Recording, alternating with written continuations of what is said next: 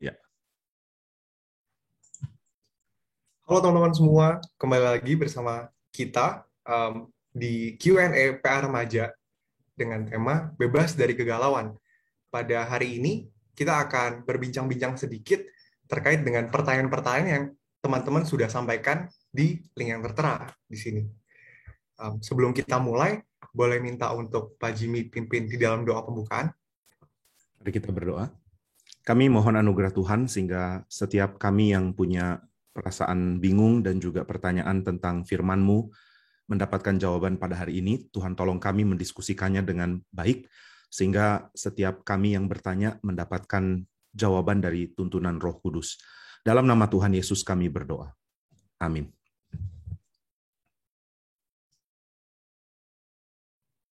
Hari ini kita ada berapa pertanyaan nih, Ruth? Ada 4, Kak Yong-Yong. Oke, main banyak ya. Mungkin boleh dibacain kali, Ruth, pertanyaan pertama. Ya, pertanyaan yang pertama itu dari Yosua Panggabean. Pertanyaannya adalah, seandainya ada orang yang dihukum mati atau setidaknya dihukum oleh Allah di Perjanjian Lama karena melanggar hukum Taurat, kemudian ia berkata, memang Tuhan sabar terhadap bangsa Israel secara keseluruhan, tetapi tidak terhadapku secara pribadi. Bagaimanakah caranya ia dapat tetap memandang Allah di Perjanjian Lama sebagai Allah yang sabar? Wah, ini pertanyaan bagus ya. Jadi kalau ada orang dapat hukuman Tuhan, kok bisa bilang Tuhan sabar, terus bisa makin pahit lagi hatinya karena ternyata Tuhan sabar sama yang lain tapi nggak sama saya gitu kan. Cuma kita mesti tahu loh bahwa kita bisa rasa kayak gitu juga sebenarnya bentuk dari kesabaran Tuhan. Misalnya gini ya, kita mulai memikirkan, oh Tuhan saya salah loh, tapi Tuhan jangan hukum saya ya. Dan ternyata Tuhan hukum, terus kita bilang, Tuhan kok sabar sama yang lain tapi nggak sama saya. Berarti orang itu mulai bergumul tentang Tuhan yang benar, tentang tindakan Tuhan kepada dia, dan kalau dia kenal Tuhan yang sejati, itu dari Tuhan. Jadi sebenarnya Tuhan sudah sabar sama dia karena dia bisa kenal Tuhan yang sejati. Nah kalau dia tidak kenal Tuhan yang sejati, dia nggak mungkin pikir begitu gitu. Dia nggak mungkin sadar kalau Tuhan itu sabar sama Israel. Dia kan nggak kenal Tuhan. Jadi untuk dia bisa kenal Tuhan itu juga bukti kesabaran Tuhan. Jadi kesabaran Tuhan bukan cuma menunda hukuman ya. Ya benar Tuhan bisa menunda hukuman, tapi orang yang dihukum oleh Tuhan yang saat itu dihukum juga sebenarnya dapat anugerah. Dia dapat anugerah, dapat mengenal Tuhan. Dan pengertian hukum ya kalau di dalam Perjanjian Lama itu bisa ada dua tekanan penting. Yang pertama adalah Tuhan singkirkan yang fasik, yang jahat, atau yang kedua Tuhan ubahkan yang jahat. Nah, cara Tuhan ubahkan itu bisa banyak, termasuk bahkan dengan hukuman mati. Nah, jadi ini jadi pengertian penting loh. Tuhan bisa mematikan, tetapi ternyata kematian itu tidak membuat dia binasa. Karena Tuhan kita Tuhan yang berkuasa atas kebangkitan juga kan. Nah, jadi intinya gini ya, bahwa orang yang dihukum Tuhan itu bisa dua. Yang pertama Tuhan memang nggak pilih dia, Tuhan biarkan dia binasa karena jahatnya dia. Atau yang kedua sebenarnya dia sudah diberikan belas kasihan Tuhan, tetapi Tuhan tidak memberikan dia kesempatan untuk hidup yang panjang karena dihukum Tuhan di tengah-tengah kehidupan di sini. Nah ini berarti kan anugerah Tuhan diberikan lewat pengenalan akan Tuhan juga gitu. Jadi bukan cuma saya bersalah dan Tuhan kasih kesempatan, ayo bertobat, ya Tuhan saya bertobat, dan akhirnya dia bertobat. Nah kalau ada orang nggak pernah kenal Tuhan ya, dia nggak akan rasa dia perlu bertobat juga. Tapi orang yang rasa dia perlu bertobat, Tuhan nggak mungkin nggak kasih kesempatan itu. Nah, jadi kita lihat ya bahwa Tuhan bertindak kepada orang-orang Israel itu dengan sangat sabar, yang Tuhan pilih maksudnya, yang Tuhan berikan anugerah. Lalu bagaimana dengan orang yang tidak Tuhan pilih? Juga Tuhan sangat sabar. Karena meskipun kesabaran Tuhan beda, ada yang Tuhan berikan kesabaran lebih panjang waktunya, ada yang nggak terlalu, tapi tetap sama ya. Tuhan berikan kebaikan selama orang itu masih hidup. Tuhan pelihara dia, Tuhan nyatakan keindahan ciptaannya, Tuhan nyatakan kebaikannya di dalam kehidupan orang itu secara alam gitu kan. Nah, jadi sebenarnya kesabaran Tuhan itu ada banyak aspek. Cuma saya singgung cuma salah satu, yaitu salah satunya adalah Tuhan memberikan kesempatan bertobat. Itu bukti kesabaran Tuhan. Tapi ada banyak hal lain yang juga menunjukkan kesabaran Tuhan. Kira-kira gitu, apa cukup menjawab ya? Atau ada yang mau tanggapi? Saya mau menanggapi sedikit. Kalau misalnya di dalam kondisi misal seseorang itu sedang melakukan dosa, tapi di sisi lain seperti yang ditanyakan oleh Yosua ini, dia sadar bahwa Tuhan beri dia satu kepekaan bahwa dia melakukan kesalahan terhadap Tuhan, dia melakukan dosa terhadap Tuhan. Tapi seiring berjalannya waktu, dosa yang ia lakukan itu seperti tidak jerak, tidak begitu langsung lepas seperti itu, Pak. Maksudnya sangat-sangat lama untuk dilakukan gitu. Bagaimana caranya dia itu bisa tahu bahwa dia ini diberi anugerah Tuhan untuk bisa diselamatkan atau tidak, Pak? Boleh diselamatkan, dipilih atau tidak? Kalau dia sadar dia berdosa, itu ada tanda bahwa Tuhan sebenarnya sedang arahkan hatinya untuk bertobat ya. Entah dengan komunitas, dengan orang-orang di sekitar, dan juga dengan firman, tentunya pasti dengan firman ya. Tuhan berikan anugerah itu, Tuhan berikan semua yang dia perlukan supaya hati dia dilunakkan dan dia kembali ke Tuhan. Jadi meskipun waktunya kayaknya lama, tapi kalau dia orang pilihan, Tuhan akan berikan gugahan di hatinya sehingga dia datang ke Tuhan. Makanya salah satu tanda ya, kalau John Owen itu bukan John Owen, Westminster Confession of Faith menulis bahwa orang pilihan itu nggak mungkin dapat keselamatan kecuali dia ada di dalam gereja Tuhan. Jadi orang pilihan itu pasti harus menjadi bagian dari gereja Tuhan, karena gereja itu yang Tuhan pakai untuk nasihatin, untuk tegur, untuk beri firman, sehingga waktu dia berdosa di dalam waktu yang Tuhan mau, dia digugah lagi hatinya terus bertobat. Gitu sih. Jadi nggak mungkin seterusnya dia akan rasa oke berdosa, tapi akan ada waktu dia kembali ke Tuhan.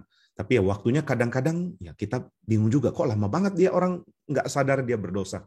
Kadang-kadang bisa begitu, dan ternyata Tuhan masih beranugerah. Makanya selama dia terus ada di dalam gereja, meskipun hatinya sedang kacau, sedang berdosa atau apa, tapi firman Tuhan akan datang ke dia pada akhirnya, kalau dia orang pilihan. Gitu ya. Saya sih. Oke, Pak. Dari lu Mau ada... nanya, iya mana ya? Kalau misalnya kan sama sih mungkin Pak kasusnya sama gitu, melakukan kesalahan, terus tahu Tuhan akan menghukum gitu. Mungkin Bapak udah bagiin kalau itu tuh anugerah Tuhan untuk misalnya kita dapat hukuman juga dari Tuhan. Tapi ya pasti tetap agak nggak hilang sih sense bahwa hukuman itu berat gitu. Gimana ya Pak? Kayak oke, saya mau menjalani hukuman dari Tuhan, tapi menakutkan juga sih gitu. Kekuatan dari mana ya Pak untuk bisa jalanin itu juga gitu? Jalanin apa nih maksudnya? Menjalani penghukuman dari Tuhan gitu.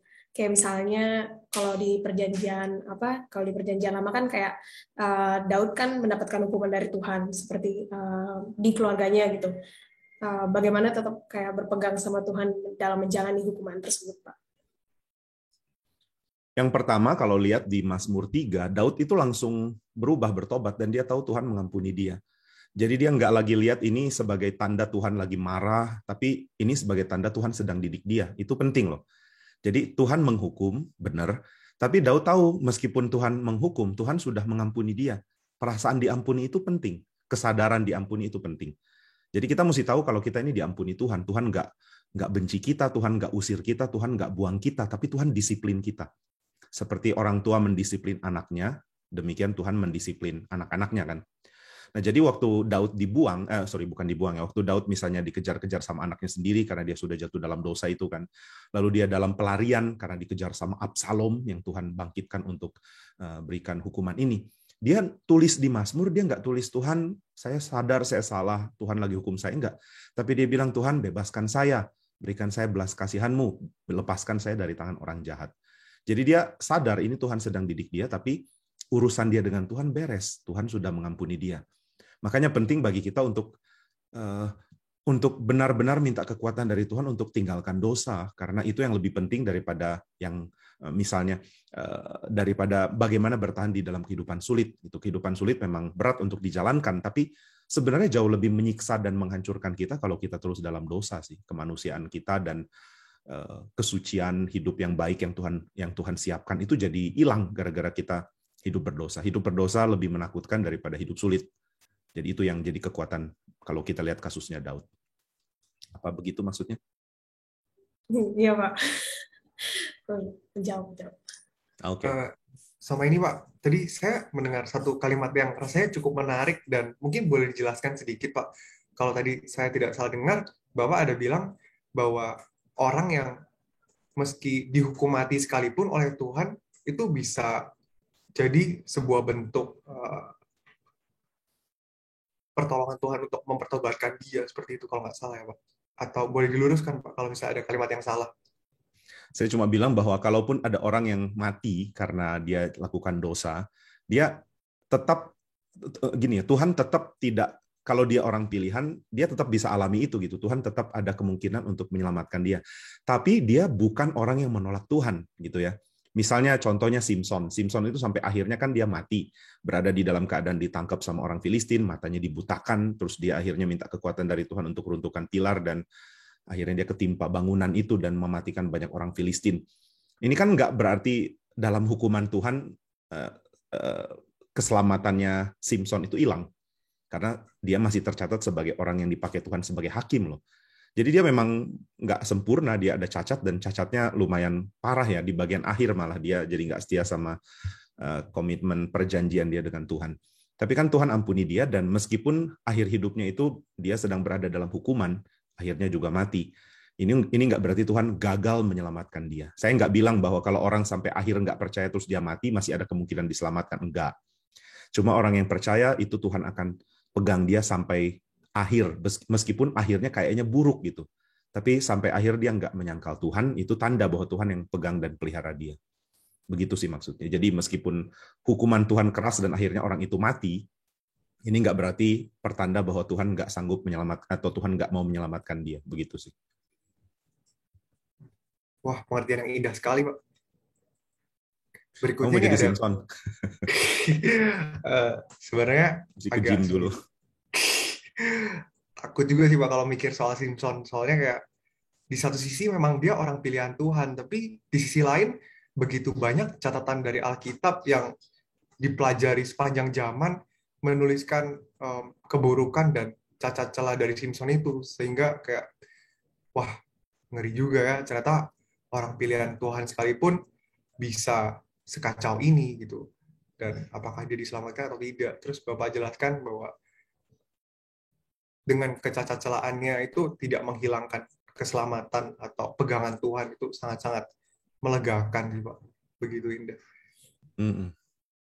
Makanya keburukan orang juga dicatat ada tujuan loh. Tujuannya adalah lihat Tuhan mengasihi dia dan memilih dia di dalam segala keadaan ini loh gitu. Jadi ya fokusnya balik ke Tuhan sih, bukan ke Simpsonnya atau ke orang-orang yang ada. Ini kan beda dengan zaman sekarang, zaman dunia selebriti gitu kan. Sorotannya adalah kepada kecantikan, kegantengan, keindahan, keunggulan.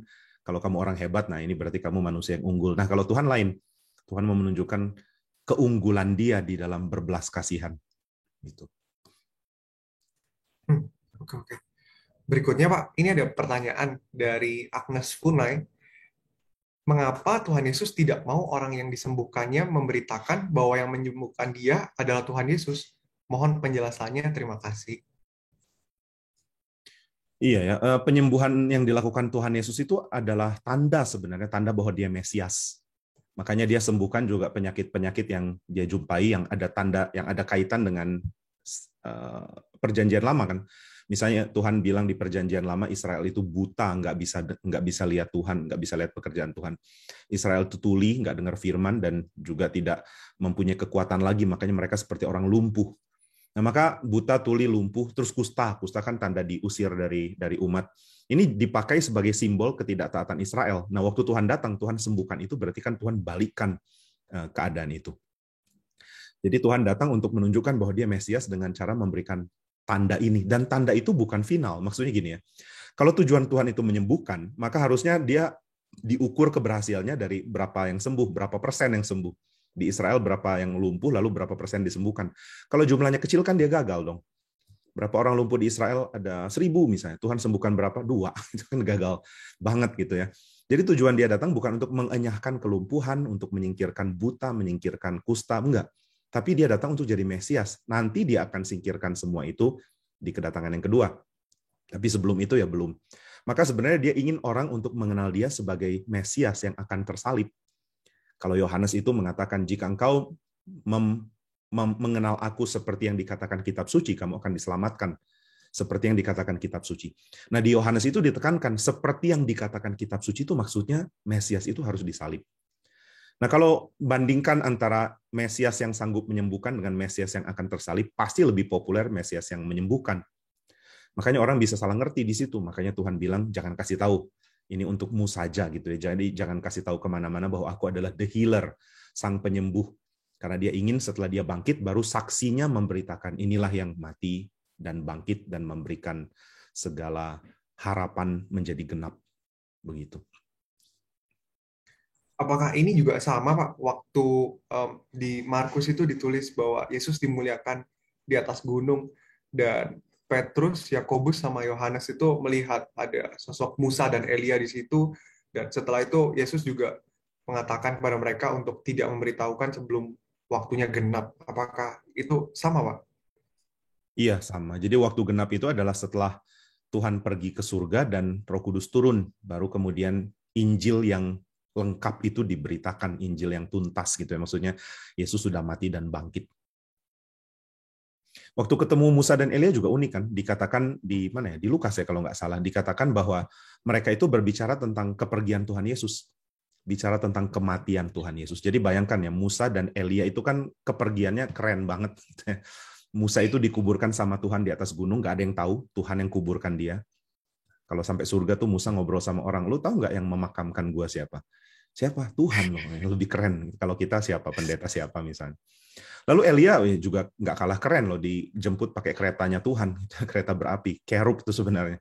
Jadi Elia dijemput malaikat, kemudian Musa dikuburkan oleh Tuhan, matinya keren-keren. Tapi waktu ketemu Tuhan Yesus yang dibicarain kematian Kristus. Kayaknya kematian Kristus kok jauh lebih keren dari mereka. Karena kematian Kristus kematian yang menggenapkan penebusan Tuhan gitu. Nah, kalau pesan ini nggak dapat kan nanti orang-orang akan beritakan, wah hebat loh, Yesus, Musa, dan Elia setara gitu misalnya. Dan ya beritanya jadi nggak seperti yang Tuhan mau.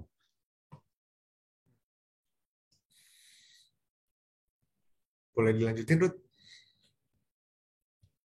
Afterwards. Pertanyaannya kali maksudnya. Oh, oke. Pertanyaan berikutnya, apa maksud dari perkataan Tuhan Yesus yang terdahulu akan menjadi yang terakhir, dan yang terakhir akan menjadi yang terdahulu? Ini katanya yang mau jawab Yang ya, bukan? Gini sih sebenarnya kalau kita lihat di Injil kan Yesus sering ribut sama orang Farisi loh. Sering konflik dengan orang Farisi, dan kita kan udah terbiasa lihat orang Farisi itu penjahat. Maksudnya guru sekolah minggu bilang, anak-anak ada pemungut cukai, oh ini orang baik, ada Farisi, nah ini penjahat. Tapi kalau kita balik ke abad pertama, enggak, orang Israel itu semua menganggap Farisi itu pahlawan. Kenapa mereka pahlawan ya? Karena mereka nggak berurusan sama politik misalnya, mereka bukan orang-orang yang suka jabatan, mereka bukan orang-orang yang suka bergaul akrab dengan pemimpin-pemimpin politik, dengan Herodes, dengan gubernur dari Roma. Mereka nggak suka, mereka berani menentang pemerintahan Roma gitu ya. Mereka nggak mau menjilat. Dan ini bikin rakyat sadar, wah ini pahlawan kami. Mereka nggak cari uang, nggak cari jabatan dari pemerintahan Roma. Lalu orang Farisi itu rajin, mereka bisa bikin PA ke rumah-rumah. Kita aja nggak lakukan itu. Kita lakukan itu online ke rumah-rumah. Jadi orang Farisi itu bisa kunjungin rumah-rumah orang untuk ajarin Alkitab. Ada Q&A PA Israel, Q&A PA Israel yang dilakukan langsung gitu. Orang Farisinya datang ke rumah-rumah terus membimbing. Ini kan pahlawan banget. Jadi mereka langsung lihat orang Farisi itu nggak menjilat pemerintahan Roma. Mereka juga baik sama kita, mendidik kita. Dan yang ketiga ya mereka memberitakan pengharapan tentang Mesias gitu. Mereka terus bilang nanti Mesias akan datang, jadi jangan khawatir, saya sedang siapkan umat untuk nanti Mesias datang, kita sambut sama-sama. Ini orang-orang hebat lah gitu. Nah, tapi kemudian mereka salah ngerti Taurat, karena Taurat kan memberikan pemisahan antara orang berdosa dan orang suci gitu kan. Yang berdosa nggak boleh ikut ke perkemahan, kalau kamu berdosa jangan dulu ikut kebaktian, atau jangan ke bait suci dulu selama berapa lama, dan lain-lain lah, ada banyak. Nah, mereka langsung pikir, oh kalau begitu ada golongan dong, golongan bagus yang mirip kita, dan golongan jelek itu yang di luar kita. Tetapi mereka nggak ngerti kalau Tuhan itu akan rubah. Tuhan akan berikan belas kasihan dan panggil orang-orang berdosa juga. Nah, kelompok paling berdosa salah satunya itu adalah bangsa-bangsa lain. Jadi yang milik Tuhan itu Israel. Kalau nggak ada Israel, berarti bukan milik Tuhan. Jadi kalau tanya misalnya, Ruth orang mana? Terus Ruth bilang, saya orang Indonesia. Oh, bukan Israel ya? Bukan, berarti kafir. Yang orang mana? Orang Solo. Indonesia juga, bukan negara merdeka ya. Orang Indonesia juga.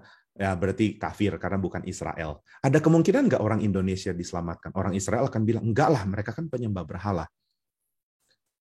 Jadi nggak ada kemungkinan untuk datang ke tempat Tuhan. Lalu mereka juga jual-jualin, kalau di Bait Suci itu ada tempat untuk orang bangsa lain beribadah, mereka kan nggak bisa masuk ke tempat yang sama dengan Israel. Jadi mereka agak di luar. Nah, tempat yang agak di luar ini mereka jual-jualin ke penjual gitu. Jadi penjual beli lapak, beli tempat jualan binatang di situ. Makanya Tuhan Yesus datang dibalik-balikin kan mejanya, karena mereka berjualan di tempatnya harusnya orang bangsa lain bisa ibadah. Jadi benar-benar orang bangsa lain itu dianggap rendah, orang berdosa dianggap nggak ada harapan. Dan Tuhan Yesus datang untuk panggil bangsa lain dan orang berdosa gitu. Setelah dia bangkit. Jadi Tuhan mau ajarkan ini ke mereka, dan Tuhan mengingatkan kalau ajaran dia ditolak, hati-hati, karena kamu lagi sombong nih, kamu nggak mau orang lain dianggap sesuci kamu gitu, orang berdosa. Nah, jadi akhirnya ada pandangan bahwa orang suci itu yang kayak gini. Lalu orang berdosa kayak gini, kemudian bikin seperti kelompok eksklusif gitu kan, saya lebih baik dari kamu. Nah, itu yang Tuhan mau cegah dengan mengatakan, lihat, nanti pada waktu penghakiman terakhir, orang yang kamu anggap paling jelek ternyata bertobat. Lalu dia kerjakan pekerjaan atau dia mencintai Tuhan lebih dari kamu. Dan jangan kaget kalau dia dihargai Tuhan lebih gitu. Dan contoh paling gampang lah, misalnya saya tanya sama Ruth, misalnya, Ruth bertobat umur berapa? Lalu Ruth bilang umur berapa, Ruth? Atau belum juga ya? SMP, Pak. SMP, Ruth bertobatnya SMP gitu. Terus akhirnya Ruth melayani Tuhan sampai umur 120 misalnya, contoh gitu. Jadi selama usia yang panjang itu dia pakai untuk melayani Tuhan. Lalu ada orang yang matinya di umur 120 dan dia baru bertobat di umur 119 gitu ya. Cuma 1 tahun untuk Tuhan. Ini contoh lah ya, 120. Jadi kamu hidup untuk Tuhan cuma setahun. Iya. Kamu selama itu hidup apa? Saya hidup berdosa. Jadi selama 118 tahun hidup dalam dosa gitu. 1 tahun hidup bertobat dan tahun berikutnya dipanggil Tuhan. Nah, mungkin Ruth akan mengatakan, ini contoh lah, bukan Ruth yang ini, Ruth yang lain. Ruth akan mengatakan, wah, ini orang pasti lebih rendah dari saya nih ya. Saya udah melayani Tuhan seumur hidup, dia melayani setan seumur hidup, baru setahun bertobat. Tapi Tuhan bilang, saya menghargai dia lebih dari kamu. Dan kita kaget, loh kok gitu Tuhan? Itu, Tuhan memberikan anugerah untuk menunjukkan bahwa pertobatan kita itu bukan jasa kita kok. Kalau kita mampu hidup bagi Tuhan juga bukan karena kita, tapi dari Tuhan. Jadi ya, kalau Tuhan mau memberikan penghargaan kepada yang lain dengan ukuran lebih, ya terserah Tuhan. Tapi ada alasan Tuhan kasih tahu kenapa Tuhan harga yang lain lebih dari orang Farisi misalnya. Karena kamu sombong. Karena kamu rasa dirimu lebih layak dapat Tuhan daripada orang lain. Nah, itu problemnya. Maka Tuhan mengatakan yang terdahulu jadi terkemudian jadi terdahulu. Gitu. Silakan ditanya lagi kalau masih ngawang-ngawang. Berarti sebenarnya intinya jangan sombong gitu ya, Pak? Sombong rohani ya, bukan sombong lihat mobil saya apa gitu, bukan gitu. Tapi sombong, aduh kamu kok nggak bisa ngerti sih hidup bagi Tuhan. Kamu dengar khotbah ngerti nggak? Nggak ngerti. Aduh masa sih kamu nggak tahu John Calvin misalnya gitu. Bukan berarti nggak apa-apa, ya harus tahu sih. Maksudnya harus tahu ajaran yang benar, harus dengar khotbah dan lain-lain. Cuma waktu kita dapat itu kita nggak sombong, harusnya kita nggak rasa diri kita lebih baik dari orang lain gitu. Tapi karena dengar khotbah itu bagus, kita ingin orang lain dengar khotbah. Bukan dengan semangat saya lebih hebat karena mampu dengar khotbah dibandingkan orang lain. Kadang-kadang kalau orang ke GRII lalu dengar khotbah yang agak lebih sulit, bukan agak, sangat lebih sulit daripada yang lain, lalu merasa, saya kok bisa ngerti? Kemudian merasa dirinya lebih spesial. Nah, itu bahaya. Kita rasa diri lebih baik dari yang lain, itu yang bisa bikin kita jatuh dalam apa yang Tuhan tegur ini.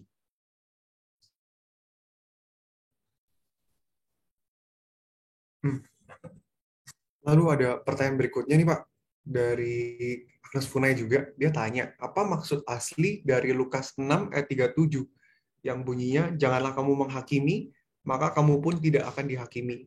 Dan janganlah kamu menghukum, maka kamu pun tidak akan dihukum. Ampunilah dan kamu akan diampuni. Ya, bagian itu menekankan tentang kasih. Bagian sebelumnya kalau nggak salah tentang kasih ya. Saya agak lupa ya. Tapi harusnya sih tentang mengasihi, kemudian setelah itu tentang praktek mengasihi. Dan yang unik adalah di dalam perintah Yesus, praktek mengasihi itu nggak bisa tuntas kecuali kita mengampuni. Jadi yang belum mengalami mengampuni orang, itu belum mengalami praktek kasih versi Tuhan Yesus. Dan Tuhan Yesus memperkenalkan Bapa di surga yang mengampuni kan. Nah, orang Farisi akan rasa, aduh bangsa-bangsa lain sudah menyembah berhala, mereka menyakiti hati Tuhan, aduh nggak mungkinlah mereka diselamatkan. Tapi Tuhan Yesus perkenalkan Bapa yang mau mengampuni mereka juga. Jadi di dalam pengertian Tuhan Yesus, kasih itu dipraktekkan dengan mengampuni. Itulah bukti bahwa kita sudah belajar mengasihi, yaitu kita mengampuni orang yang bersalah kepada kita. Nah, berarti kita tidak memberikan penghakiman sebelum waktunya. Penghakiman di sini maksudnya bukan menilai jahat atau baik ya. Kalau saya lihat Yong-Yong mencuri nasi goreng orang lain misalnya gitu, itu jahat gitu. Saya akan kasih tahu, Yong, itu salah loh. Itu boleh, itu bukan menghakimi yang dimaksud. Kalau kamu lihat ada temanmu nyontek karya orang lain untuk tugasnya gitu, kamu harus tegur dia, mengatakan jangan kumpulin ini, nggak boleh loh. Kalau kamu kumpulin nanti berarti kamu jahat. Jadi menyadari mana baik, mana jahat, menegur orang karena dia jahat, itu boleh, bahkan harus. Tuhan nggak melarang kita untuk memberikan penilaian, asal penilaiannya tepat, dan memberikan peringatan, memberikan teguran kepada orang lain. Harus bahkan. Jadi kalau kita lihat apa yang salah dan kita nggak ngomong, kita salah malah, kata Yakobus kan begitu. Jadi kalau kita lihat ada yang salah, kita mesti ngomong. Tapi itu bukan berarti kita langsung memberikan penilaian, berarti orang ini sudah nggak ada harapan, berarti orang ini berdosa, berarti orang ini sudah begini terus. Enggak. Justru tujuan kita menegur adalah supaya orang itu bertobat gitu. Jadi kita tahu masih ada kemungkinan dia bertobat. Nah, jadi waktu dikatakan jangan menghakimi, artinya adalah ya kamu jangan langsung putuskan orang itu sudah final, nggak bisa berubah lagi. Dan kita bisa mengampuni justru karena tahu bahwa orang itu bisa berubah loh. Jadi ada kemungkinan untuk orang itu berubah, maka kita mengampuni. Jadi sebenarnya jangan menghakimi dan jangan jangan menghakimi dan harus mengampuni itu satu paket. Jangan menghakimi dan harus mengampuni. Kira-kira begitu?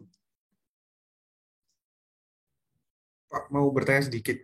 Kalau berbicara soal mengampuni, rasanya ada sebagian kelompok orang yang mungkin terjebak antara mengampuni dengan hati yang coba dibuka untuk menerima dengan segala lukanya tersebut, dengan mengampuni dalam artian kayak orang itu pernah salah, tapi ya udah, saya nggak peduli. Maksudnya ya udah gitu, lewat aja gitu. Seolah kayak nggak dirasain lagi gitu, Pak.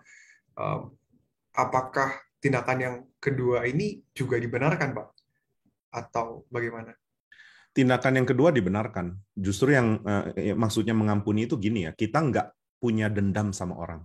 Misalnya gini, ambil contoh, saya disakiti sama Yong-Yong, contoh ya, yang buruk-buruk ke Yong-Yong dulu sekarang. Saya disakiti sama Yong-Yong, dia misalnya menipu saya dalam dagang, contoh ya. Saya beli jam, ternyata rusak semua gitu misalnya. Lalu saya jadi marah sama dia, kok dia kayak begini, tapi saya berhenti marah dalam hati, saya nggak dendam sama dia, saya nggak, istilahnya apa ya, kepahitan ya gitu ya. Jadi lagi bangun ingat muka dia lalu marah sendiri gitu, lagi tidur mimpi buruk lihat dia gitu misalnya, enggak, saya lepaskan aja, sudahlah saya mengampuni dia gitu. Tapi saya nggak harus jualan jam lagi sama Yong-Yong, saya nggak harus terima dia. Kecuali dia datang dan bilang, Pak, misalnya contoh ya, Yong-Yong datang ke saya dan bilang, Pak, tolong Pak, dagang saya habis semua, saya ketahuan nipu orang, sekarang saya nggak punya uang, saya kelaparan, mau nggak Bapak tolong? Saya harus tolong. Itu namanya mengampuni gitu. Tapi kalau Yong-Yong nggak mau relasinya diperbaiki, dia nggak menyadari kesalahannya, ya saya nggak punya kewajiban untuk terima dia di dalam kondisi dia nggak bertobat loh. Kan pengampunan itu perlu dua aspek ya. Pengampunan itu berarti saya tidak mendendam sama orang, bahkan ingin mengasihi dia lagi. Tapi yang kedua, orang yang bersalah mesti mengakui. Kalau enggak kan nggak bisa dong. Tuhan mengampuni kita dan kita kan datang mengakui dosa kita. Makanya dikatakan jika kamu mengaku dosamu, Tuhan itu setia dan adil, dia akan mengampuni dan membersihkan. Mengampuni dosamu dan membersihkan dari segala kejahatan. Tapi jika kamu mengatakan kamu tidak berdosa, kamu bikin Tuhan jadi pendusta. Nah, demikian juga dengan relasi manusia. Relasi manusia itu yang Tuhan tuntut adalah kalau seterumu lapar, beri dia makan. Jadi kalau seterumu musuhmu ada dalam keadaan kasihan, tolong dia dong. Belas kasihan menang atas amarah gitu kan. Tapi kalau seterumu lagi sehat-sehat, baik-baik, lagi kuat dan dia masih tetap jahat, ya kita nggak punya kewajiban untuk jaga relasi dengan dia loh. Nah, itu yang ditekankan sebenarnya dalam pengampunan. Cuma ya jangan punya kepahitan di hati, jangan dendam, karena itu yang Tuhan nggak mau. Lalu kalau orang itu berubah, ya kita mesti benar-benar mampu terima dia. Gitu. Ya, silakan ditanggapi. Jadi mau mengaku dosa dan minta ampun. Ampun Pak, dagangannya ketahuan Pak.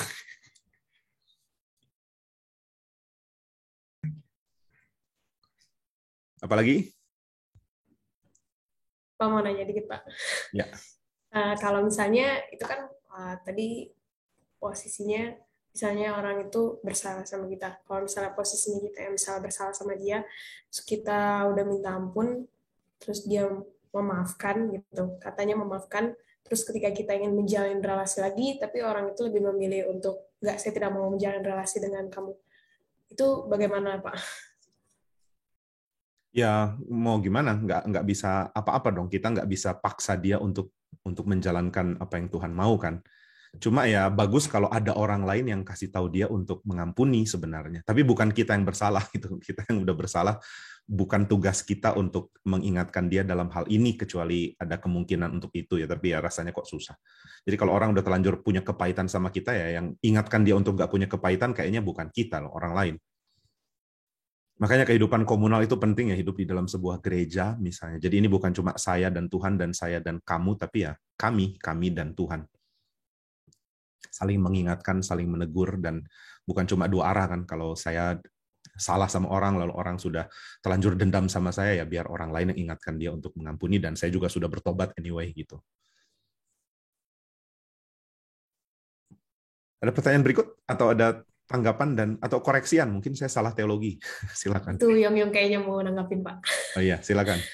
Ya sih, ini tanggapan bercandaan aja sih. Berarti kesimpulannya harus segera datang beribadah ke gereja dan bertemu dengan orang secara fisik, Pak. Ya, hadirlah. Kalau kamu bisa hadir secara fisik ini untuk yang remaja, sangat perlu untuk dikejar loh ini. Kadang-kadang saya lihat ya orang kejar hadir fisik karena ada rapat di kantornya, atau ada urusan bisnis, atau sekolah, atau apapun, atau bahkan jalan-jalan. Tapi untuk ke gereja banyak alasan. Aduh, di gereja kan banyak orang, ada nyanyi, nanti droplets kemana-mana. Ya, selama pandemi ya, saya nggak pernah lihat ada di gereja saya paling nggak ada yang ketularan karena beribadah di gereja. Yang ada adalah udah ketularan di luar, kemudian datang ke gereja dan untungnya nggak menularkan apa-apa ke gereja gitu. Itu bisa ada, tapi nggak pernah ada orang ketularan kok. Karena selain ada jaga jarak juga kan semua orang pakai masker, kecuali pengkhotbahnya, dan sejauh ini sih pengkhotbahnya masih aman-aman gitu. Jadi saya pikir bagus ya kalau kita dari awal itu mau nekat untuk hal yang benar gitu. Saya senang loh lihat anak-anak muda yang waktu kerjakan hal yang benar tuh bisa bikin orang pikir, kok kamu ngejar sampai segitu, dan mereka bilang ya karena ini menyenangkan buat saya gitu, termasuk datang ibadah. Ya, ada iklan berikutnya dari Yong, silakan. Oh ya Pak, ngomong soal remaja, saya jadi penasaran nih Pak. Kalau menurut Bapak, remaja itu, di masa remaja itu apa sih yang paling penting untuk manusia itu kejar sih Pak? Yang paling penting Tuhan. Mengejar mengasihi Tuhan. Cuma mengasihi Tuhan tuh nggak abstrak ya. Mengasihi Tuhan itu kalau dilihat ada banyak. Misalnya kalau Calvin bilang mengasihi Tuhan itu berarti menikmati semua kebaikan yang dia berikan. Sedangkan menolak Tuhan itu berarti menikmati kebaikan versi alternatif, versi KW-nya gitu. Itu yang kasihan. Lalu mengasihi Tuhan juga berarti mampu mempraktekkan balik kasih. Saya jadi mengasihi Tuhan dan mengasihi sesama. Gambaran besarnya itu sih. Jadi habis itu kita bisa terapkan di dalam hal lebih detail, misalnya di dalam kehidupan apa di remaja.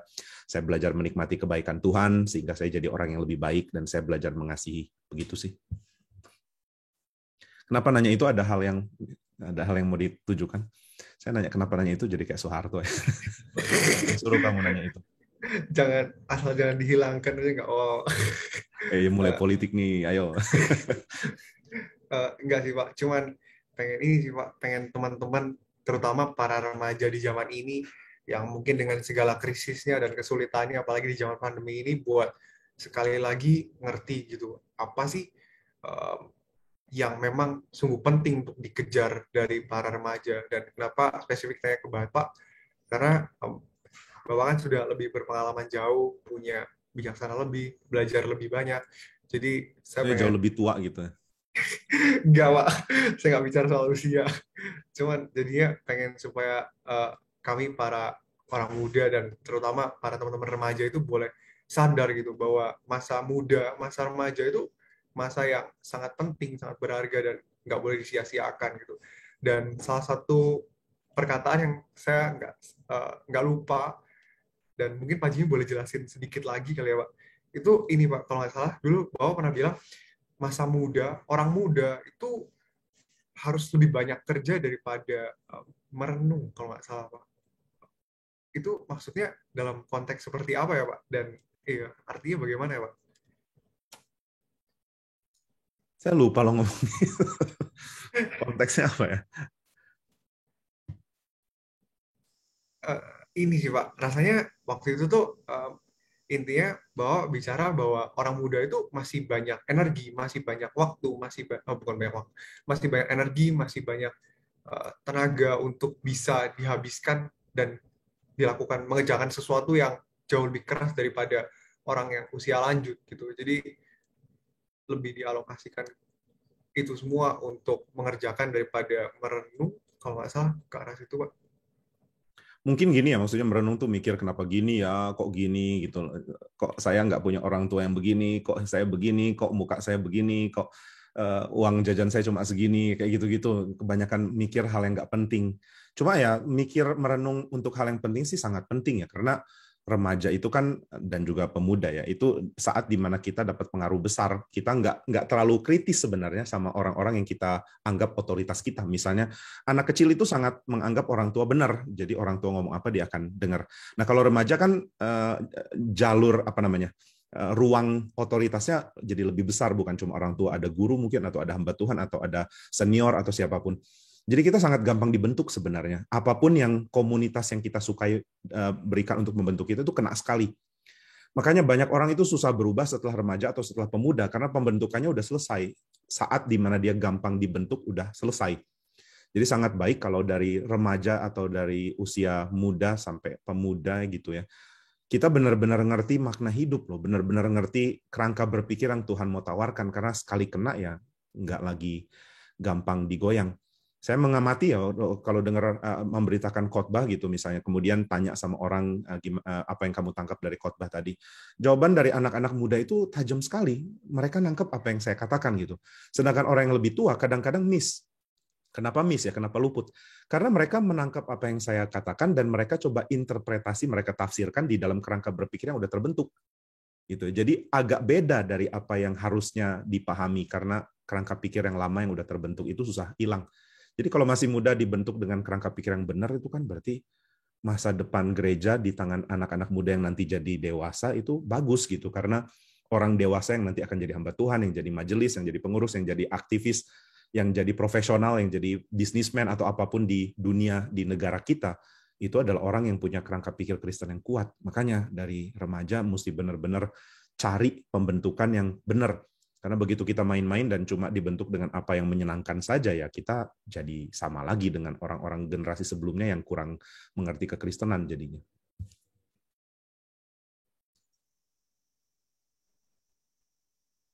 Oke, sebelum Q&A-nya berakhir, kalau dari saya sebenarnya cukup Pak. Dari Ruth, ada tambahan lagi atau ada yang mau disampaikan? Kalau ingat dari kata Bapak tadi ya, pembentukan, menurut saya kan ada banyak ya pembentukan dalam dunia ini. Nah, salah satunya pembentukannya baik melalui ibadah juga, itu yang paling utama, tapi juga melalui musik, Pak. Nah, kita bakal ada untuk bulan depan, kita bakal membicarakan mengenai musik. Boleh di-share screen kayaknya? Boleh, ini Pak, di-allow untuk share screen?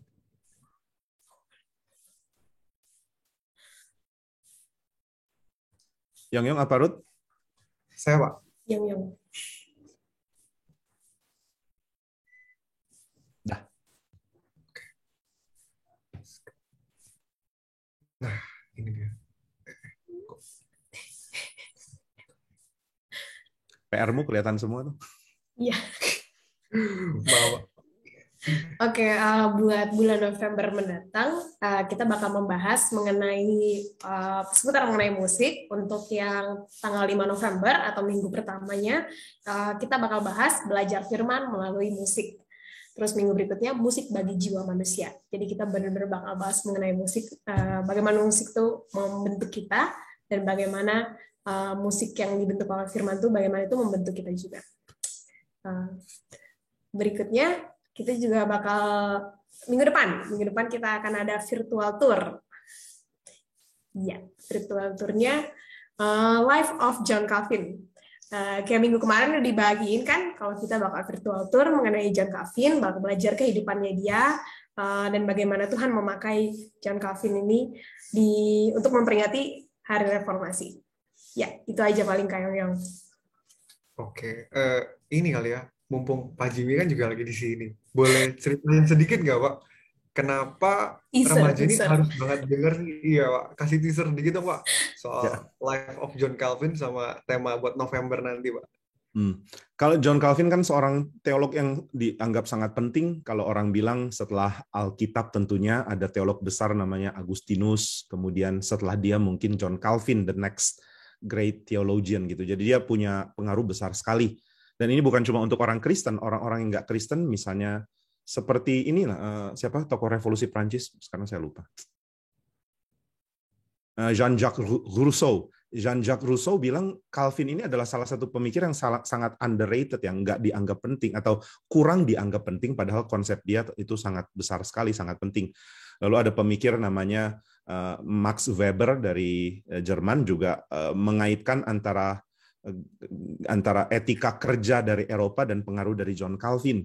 Lalu di zaman postmodern itu ada orang namanya Michel Foucault. Foucault mengatakan bahwa Calvin ini satu pemikir yang sangat penting untuk manusia memahami inner self, diri ke dalam. Jadi ini 3 filsuf penting yang nggak Kristen, tiga-tiganya sangat nggak Kristen sebenarnya. Kecuali Weber mungkin masih sangat dipengaruhi kekristenan, ya masih positif sama kekristenan. Tapi Rousseau dan Foucault ini negatif sekali sama kekristenan, tapi mereka masih bisa hargai pikiran John Calvin. Apalagi yang Kristen harusnya. Itu yang pertama. Jadi ini tokoh besar yang pikirannya itu dalam sekali, sehingga saya undang kita untuk belajar tentang hidupnya. Lalu yang kedua, Calvin ini adalah contoh untuk orang yang hidupnya pahit, tapi tetap hatinya bersyukur. Kehidupan yang pahit, tapi hati bersyukur. Dia mengalami banyak sekali kesulitan loh. Kalau kita baca hidupnya, kita geleng-geleng dan bilang, lu kok berat banget hidupnya? Bukan lu ya, sorry. Bapak kok berat banget hidupnya gitu. Tapi heran ya, teologi dia teologi yang memanjatkan tentang kemuliaan Tuhan, tentang bersyukur, tentang mengasihi.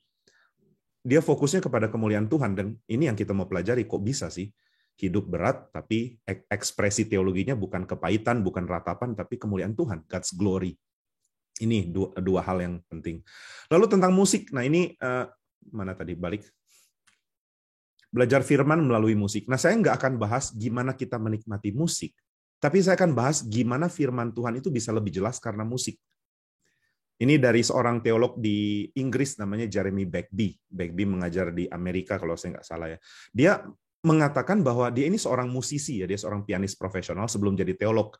Dan biasanya orang akan bahas aspek teologi dari musik. Jadi musik itu bahas musik dari sudut pandang teologi. Jadi misalnya musik ini bagus teologinya, musik ini jelek teologinya kan gitu ya. Tapi dia balikan, sekarang dia mau belajar teologi lewat musik. Gimana teologi dimengerti justru lewat musik. Nah ini menarik loh. Jadi saya mau belajar firman, bukan belajar musik. Cuma saya dibantu sama musik. Nah, ini yang pertama. Nanti setelah itu di bagian kedua kita bahas tentang pembentukan musik ke jiwa. Nah ini bagus sekali karena waktu kita mendengar musik misalnya, kita nggak sadar bahwa musik itu sebenarnya bisa digunakan untuk menghibur jiwa dan membentuk kita makin kenal Tuhan. Meskipun musiknya nggak pakai kata-kata Kristen. Nah ini yang kita mau pelajari. Kira-kira begitu teasernya. Semoga cukup menggerakkan.